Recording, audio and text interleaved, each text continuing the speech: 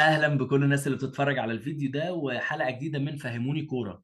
ايه المفاجآت وايه الحوارات وايه الارقام وايه الحركات اللي بتحصل دي يا جماعة؟ كأس العالم فيه مفاجآت، كأس العالم فيه مغامرات. كأس العالم زي ما انتم متابعين كده الموضوع بيكبر ورايح في حتة احنا مش عارفين ايه هي. انا عايز ارحب بقى برامي بقى، رامي بقى، رامي صديقي الصدوق. الو الو الو يا دكتور رامي. قشطة جدا. ايوه ايوه ايمن باشا. ازيك يا ايمون؟ صباح صباح صباح العسل والجمال. الجمال يا جدعان. النت ايه؟ النت بايظ ولا صباح شغال الفل ولا يا ايه؟ مورا، صباح الفل يا ايمون. حبيبي يا رومي، واحنا لسه مش شايفينك، سامعينك بس. إن... ها؟ لا يا عم انا ليه شايفه يا يا عم عم. كده؟ اه، يبقى انا بقى اللي عندي ما النت هو فيه مشكلة. انا شايف النت عندي فيه مشكلة. ايوه منور. بقى. الدكتور منور يا دكتور. شياكة، آه. الشياكة كلها. مش شايف العيون الحلوه دي؟ يا ولا يا ولا حلاوة ايه مشكلة. الاخبار؟ طيب احنا اهو داخلين مع بعض، وهاني جه يا جماعة، هاني ايه يا جه. مورا؟ هاني بيجي اهو. انا عايزكم يا تحفلوا لهوي، عليه، يا حفلوا عليه لهوي. جامد. يا ايوه جدع عشان هو هاني بيتفرج لسه على هو كأس الحفله العالم. عشان تبقى عليه. يا هنو، يا موري. يا ابن ابدأ حلال. الليله الحفلة. ليلتك يا عريس. ابدأ الحفلة الليله عنوني. ليلتك. تيشيرت الأرجنتين فين يا اسطى؟ ما انا عشان بره بقى قلت اغير. الله يخرب بيت ابوهم. عاملين ايه؟ زي الفل يا اسطى، مساء احنا الفل. كويسين. انا قلت انت خلاص كده مش انا هتشوف مش كاس العالم. كويس. هاني ارجنتين، هاني ميسي، خلاص كل سنه وأنت يا طيب. عم عمرو. حبيبي يا يا عم هند. عمرو. هاني، عامل ايه استقبلت يا حاج؟ ازاي، استقبلت ازاي الخساره بتاعت الارجنتين؟ العالم كان متفاجئ بشكل كبير. انت عملت ايه؟ بص انا بص المتشائمين اصلا ما كانوش هيتخيلوا ان ده يحصل. امم خلينا متفقين يعني ان انا كنت فير قوي، وكعربي بقى عارف حمية العرب. اتبسطت لعلمك بقى بصراحة ده اكتر حاجه غريبه في الموضوع، يعني. يعني انا عمري في حياتي ما تخيلت ان انا هشجع السعوديه اه. خالص، يعني حاجه وانا كمان. مستبعده جدا. لما لقيتهم بيكسبوا سخنت قوي، وبعد كده لما الماتش كان بقى خلاص بيتكهرب في اخر كام دقيقه وبتاع، كنت بشجع من قلبي وعايز عايز السعوديه اقول لك تكسب. اللي ما انا بقتش فاهم الحكم انا بقى بعمل كده بيطول. ليه. الحكم بيطول في الوقت بدل الضايع. انا عايزه يصفر، يعني انا عايزهم يخسروا، عايز وانا الارجنتين تخسر. يا عم صفر بقى خلاص. عارف الفرحه والله حلوه، العظيم انا يعني ما فاهم. فرحتنا كعرب يعني حلوه. بالظبط، ده لو مصر بتلعب يا عم كنت هحس نفس الاحساس. يا جامد اه انا والله. حسيت والله ان هي والله. بلدنا، عارف، بغض النظر عن ما دي انتماء، حاجه غريبه والله انا جدا بقى، حسيت. فعلا والله يعني حاجه اكيد غريبه. اكيد. انا بعد الماتش طبعا رجعت لعقلي، قلت ايه ده، انا كنت بشجع السعوديه ازاي، ايوه يا والله رب صح. السعوديه تطلع. والله جالي نفس يعني الاحساس. لو حطوا السعوديه في كفه والارجنتين في كفه اكيد هتمنى الارجنتين. بس في ساعتها لا، هي السعوديه، ايوه احنا السعوديه بص، لازم. نفس الاحساس بالظبط والله اللي جالي. المشاعر اه العربيه يعني موجوده غريبه. وحاضره دايما. كانت ايوه عندنا كانت حاجه اكرومين. غريبه جدا والله. اكروم. يا جدعان اكروم جه. زوزو عايزه تسقف لك. اكرومي. ايه عارفين يا مين دي؟ رجاله؟ عارفين مين دي ولا ايه لا؟ ده حلو منورين فشخ. الدنيا. انتوا مش عارفين ايه مين انت دي؟ عامل ده؟ خلفيه السعوديه ها؟ لا لا لا. عارفين لعيب، مش التميمه اسمها لعيب بتاعت كاس العالم؟ ايوه. اه. ام لعيبه اهي. يا هاني انا لابس اسود حدادا على الارجنتين لا، وميسي يا وحاطط هاني. علم البرازيل ورا اهو. لا يا باشا، ما فيش بداية. علم البرازيل بس منور يا جماعه عندك. خلينا نقول توقعاتكم سريعه كده للسعوديه، الماتش الجاي هتعمل ايه؟ ما إيه. مش يعني انا مش متفائل قوي يعني. الماتشين بصراحه يعني. الجايين هياخدوا منهم نقطه، هي وفي هتلاعب ماتش مين هيخسروه السعوديه؟ بسكور. هتلاعب مين؟ السعوديه هتصعد ان شاء الله هي. بولندا. بولندا الفيصل بالنسبه للسعوديه، وعندها فرصه من ماتش بولندا، لان بولندا بصراحه منتخب يعني مش قوي خالص يعني. انما المكسيك صعبه، والمكسيك المكسيك صعبه. المكسيك مش بس قوي. المكسيك المكسيك. بص المكسيك هو هو ماشي، هو بس المكسيك سريعه. عندها لعيبه، من لو وجهه سريعه. عندها نظري هي لعيبه سريعه، تعتمد على عندها لعيبه المدرب سريعه قدام. بتاع السعوديه 100%، لان المدرب ده راجل فعلا يعني انا مش سهل. خالص. شايف. فلو قدر يعامل اللعيبه نفسيا ويحافظ على، يعني يقدر لسه بس هو ده يكنترول الفرقه دي. نفسيا بس. هي دي. اه هي ان يعرف عارف، يعدي. زي بالظبط كاس القارات احنا كسبنا ايطاليا. قلنا هنروح قدام امريكا هنفرمها، خدنا 3. بالظبط فرمنا. بالظبط. هو مدرب تقيل الصراحه رينارد يعني. بس انا فرحان في العجل قوي. رينارد مدرب تقيل فعلا. وانا والله فرحان في العجل ولاد اللذينه. على فكره يا والله يا جماعه ابني العالم كله انا مش عايز اقول لك متعاطف مع فرحان فيهم المانيا. فرحه. ما حدش متعاطف ما شفتش حد متعاطف مع المانيا خالص. النهارده القهوه يا كلها عمرو انا بتشجع عايز اقول لك اليابان. الالمان نفسهم ما بقوش متعاطفين مع المنتخب الالماني. انقل لنا الصوره دي من عندك يا ايمن، بما ان انت عايش في المانيا يعني. هو يا باشا هم شايفين ان المنتخب الالماني متخاذل عشان ما قدروش يقفوا لموقفهم وتخلوا عن الشارع. فالالمان اصلا ما بقوش دلوقتي بيسابورتوا المنتخب الالماني. لا والله. الفكره انه يعني ده الفرق فعلا ما بيننا وما بين اي خلفيات عارفين مين هشه. الوحيد؟ احنا عندنا عقيده ومؤمنين بيها وممكن نضحي علشانها، انما هم عشان هم كلها حاجات ولا ليها علاقه بفطره ولا بدين ولا بعقيده، كلها حاجات هشه. فما بيقدروش يعني يستمروا، فاهم؟ فهو حتى الالمان، انا كل بوستات اصحابي الالمان اللي بيحطوها على الفيسبوك كلها بيشتموا في المنتخب الالماني الوحيد كلها. اللي زعلان على المانيا، لانه بغض النظر عن الاداء والماتش هو ما شافش، بس هو دايما يقول لي ما المانيا وبتلعب لاخر دقيقه وبتكسب في الاخر، وكان عندهم جيل بابا بابا اكيد. يا مالك يا مالك يا اهلا مالك. اهلا اهلا اهلا. الدنيا. مساء الفل يا عمو. ازيك يا عمو؟ انا يعني الله على انا والله احلى مفاجاه والله فرحان. العظيم. ازيك يا عمو؟ مفاجاه كبيره بصراحه. ربنا يخليك يا حبيبي، الله يخليك. انا معجب صراحه جدا جدا بالفيديوهات اللي انتم بتعملوها دي، فعلا معلومات دسمه وكل واحد بيعمل اضافه جديده يعني. انا كنت عايز اسالكم على يعني معرفتي انا بكاس العالم. اولا انت بتقول يا عمرو انك انت بلحه في الرياضه. بلح امال جدا انا يا بقى عمو. ايه بقى يعني؟ انا ما عنديش فكره خالص. لا لا لا لا، ده انت طلعت استاذ كمان حبيبي يا يعني. عمو العفو، عشان هم احنا اصحابي عرفنا بس كاس العالم، فبيفهموني. انا لا انا مش هاخد من وقتكم كتير، بس احنا في مصر عرفنا كاس العالم سنه 78، لانه 78 بدا يتذاع لايف على الهواء، وكان بدا التلفزيون الملون كمان يظهر.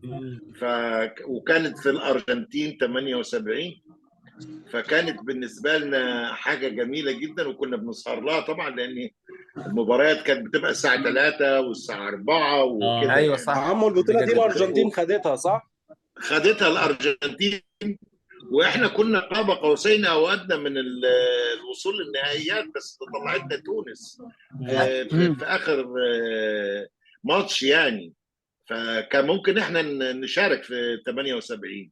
المهم ما شاركناش، فكانت الارجنتين يعني الجمهور الارجنتيني كان مهووس بمباراه كاس العالم اللي عنده، لدرجه ان محمد لطيف الله يرحمه كان هو اللي بيعلق طبعا على المباريات.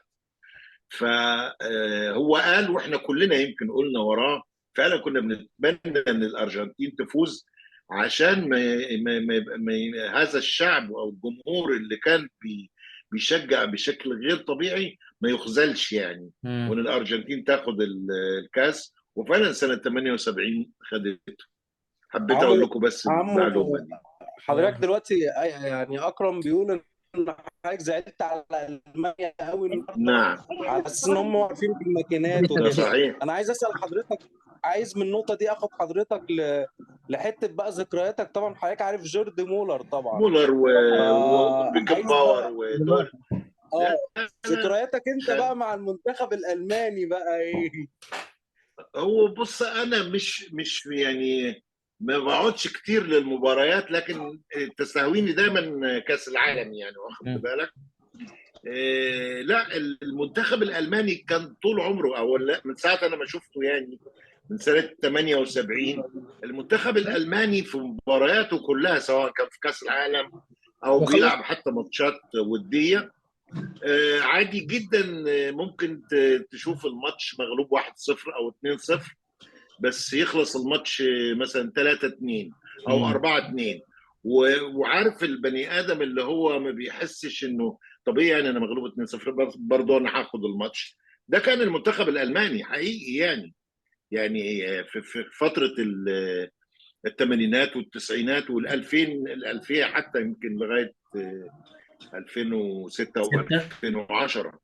فأنا مستغرب من المنتخب الألماني، هو بدأ يترنح في كاس السنين العالم الأخيرة دي يعني 2018 للأسف برضه الشديد. طلعوا من الدور الاول في المجموعه بتاعتهم، بالظبط واداء كان مخيب برضه. طب بالظبط انت يا عمو ده شايف صحيح. ان الفكره اللي احنا كنا بنتكلم عنها والعالم كله بيتكلم عنه، اللي ايمن كان بيتكلم عنه دلوقتي، تركيزهم قوي مع فكره ان هم حته يدعموا المثليه. انهم بيدافعوا عن الجنسيه وكده، ان دي حاجه يعني مخلياهم مركزين قوي في الموضوع ده اكتر من حته الكره لا نفسها؟ لا انا لا اعتقد طبعا ان هم بيركزوا في دي وسايبين كاس العالم اللي هم رايحين له يعني. لا هم ممكن يستغلوا وجودهم في كاس العالم انهم هم يظهروا العمليه القذره دي يعني، لكن مش هو ده السبب اللي بيخليهم ما يأدوش اداء كويس يعني، مش تركيزهم طب توقعات في حضرتك يا الامور عمو دي، ما بقى اعتقدش لألمانيا هو ده الفترة السبب. الجاية؟ توقعات حضرتك ممكن تأدي ولا تصعد وتأدي، ولا شايف ايه حضرتك؟